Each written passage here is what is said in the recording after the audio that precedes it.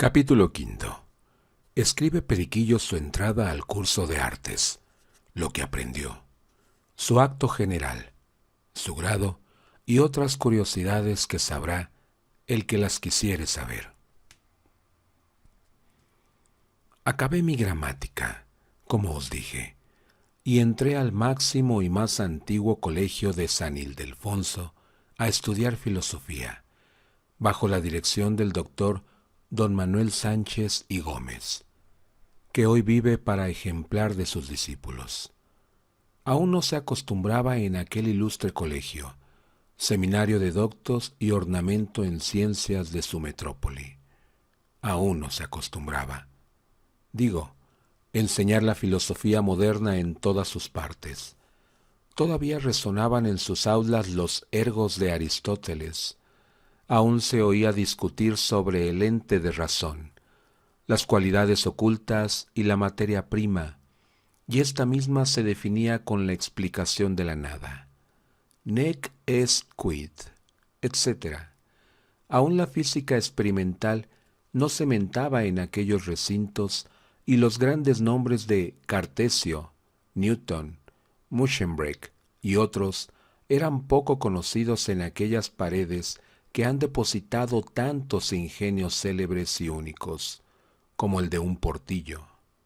En fin, aún no se abandonaba enteramente el sistema peripatético que por tantos siglos enseñoreó los entendimientos más sublimes de la Europa, cuando mi sabio maestro se atrevió, el primero a manifestarnos el camino de la verdad sin querer parecer singular, pues escogió lo mejor de la lógica de Aristóteles y lo que le pareció más probable de los autores modernos en los rudimentos de física que nos enseñó, y de este modo fuimos unos verdaderos eclécticos, sin adherir caprichosamente a ninguna opinión, ni deferir a sistema alguno, sólo por inclinación al autor.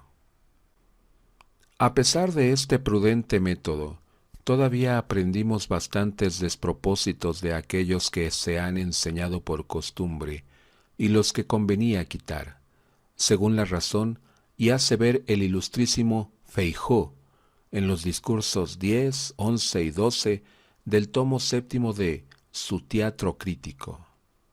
Así como en el estudio de la gramática aprendí varios equivoquillos impertinentes, según os dije, como caracoles comes, pastorcito come adobes, non es peccatum mortale occidere patrem sum, y otras simplezas de estas. Así también en el estudio de las súmulas aprendí luego 1000 sofismos ridículos, de los que hacía mucho alarde con los condiscípulos más cándidos, como por ejemplo, besar la tierra es acto de humildad, la mujer es tierra, luego, etc. Los apóstoles son 12, San Pedro es apóstol, ergo, etc. Y cuidado, que echaba yo un ergo con más garbo que el mejor doctor de la Academia de París, y le empataba una negada a la verdad más evidente, ello es, que yo arguía y disputaba sin cesar, aun lo que ni podía comprender, pero sabía dar mi razón de mis pulmones en frase del padre Isla, de suerte que por más quinadas que me dieran mis compañeros, yo no cedía. Podía haberles dicho, a entendimiento me ganarán, pero a gritón no, cumpliéndose en mí, cada rato, el común refrán de quien mal pleito tiene, a voces lo mete.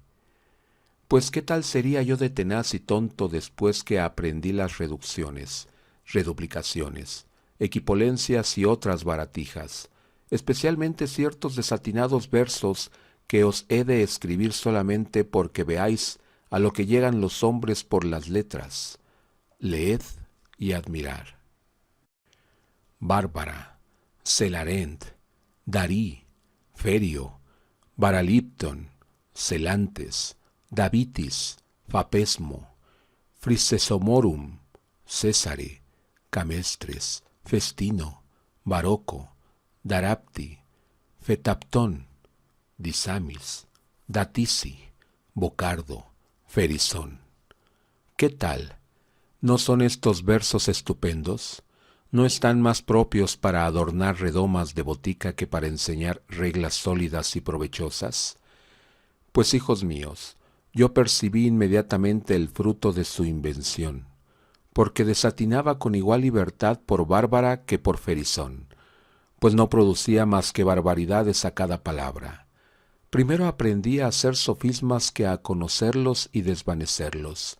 Antes supe oscurecer la verdad que indagarla, efecto natural de las preocupaciones de las escuelas y de la pedantería de los muchachos.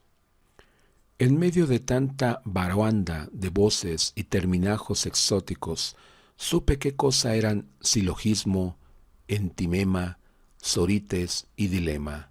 Este último es argumento terrible para muchos señores casados, porque lastima con dos cuernos, y por eso se llama bicornuto.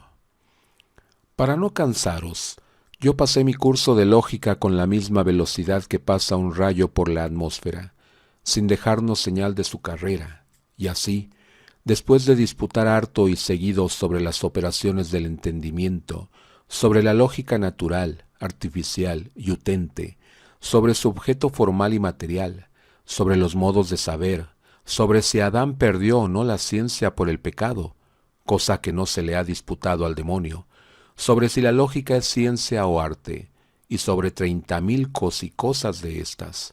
Yo quedé tan lógico como sastre, pero eso sí, muy contento y satisfecho de que sería capaz de concluir con el ergo al mismo estagirita.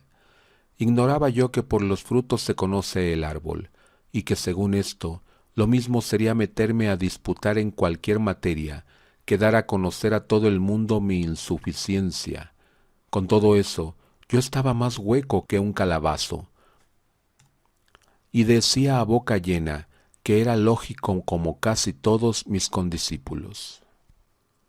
No corrí mejor suerte en la física. Poco me entretuve en distinguir la particular de la universal, en saber si ésta trababa de todas las propiedades de los cuerpos y si aquella se contraía a ciertas especies determinadas. Tampoco averigüé qué cosa era física experimental o teórica, ni en distinguir el experimento constante del fenómeno raro, cuya causa es incógnita, ni me detuve en saber qué cosa era mecánica, cuáles las leyes del movimiento y la quietud, qué significaban las voces fuerza, virtud, y cómo se componían o descomponían estas cosas. Menos supe qué era fuerza centrípeta, centrífuga, tangente, atracción, gravedad, peso, potencia, resistencia y otras friolerías de esta clase. Y ya se sabe suponer que si esto ignoré, mucho menos supe qué cosa era estática, hidrostática, hidráulica, aerometría, óptica y 300 palitroques de estos. Pero en cambio, disputé fervorosamente sobre si la esencia de la materia estaba conocida o no, sobre si la trina dimensión determinada era su esencia o el agua, sobre si repugnaba el vacío en la naturaleza, sobre la divisibilidad del infinito, y sobre otras alaracas de este tamaño, de cuya ciencia o ignorancia maldito el daño o provecho que nos resulta. Es cierto que mi buen preceptor nos enseñó algunos principios de geometría, de cálculo y de física moderna, mas fuérase por la cortedad del tiempo, por la superficialidad de las pocas reglas que en él cabían, o por mi poca aplicación, que sería lo más cierto yo no entendí palabra de esto, y sin embargo decía, al concluir este curso, que era físico. Y no era más que un ignorante patarato, pues después que sustenté un actillo de física de memoria, y después que hablaba de esta enorme ciencia con tanta satisfacción en cualquier concurrencia, temo que me mochen si hubiera sabido explicar en qué consiste que el chocolate dé espuma, mediante el movimiento del molinillo, por qué la llama hace figura cónica y no de otro modo, por qué se enfría una taza de caldo u otro licor soplándola, ni otras cosillas de estas que traemos todos los días entre manos. Lo mismo, y no de mejor modo, decía yo que sabía metafísica y ética, y por poco aseguraba que era un nuevo Salomón después que concluyó conmigo el curso de artes. En esto se pasaron 2 años y medio, tiempo que se aprovechara mejor con menos reglitas de súmulas, algún ejercicio en cuestiones útiles de lógica, en la enseñanza de lo muy principal de metafísica y cuanto se pudiera de física teórica y experimental. Mi maestro, creo que así lo hubiera hecho si no hubiera temido singularizarse y tal vez hacerse objeto de la crítica de algunos zoilos, si se apartaba de la rutina antigua enteramente.